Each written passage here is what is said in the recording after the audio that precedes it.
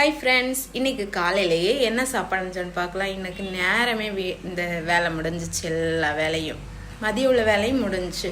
எதுக்குன்னு சொன்னால் இன்றைக்கி ஸ்கூல் கிளாஸ் உண்டு. சனிக்கிழமைக்கு ஃபுல் டே. அதுக்கு என்னெல்லாம் பண்ணுறேன்னு சொல்லிட்டு பார்க்கலாம் வாங்க வீடியோக்குள்ளே. சப்பாத்தி கறி. இது காலையில் டிபன் சப்பாத்தி, அப்புறம் கடலை குருமா. அடுத்து மதியம் டிபன் சாப்பாடு வச்சு அதுக்கு ரைஸு சோறு பொங்கியாச்சு. அப்புறம் குழம்பு, மீன் குழம்பு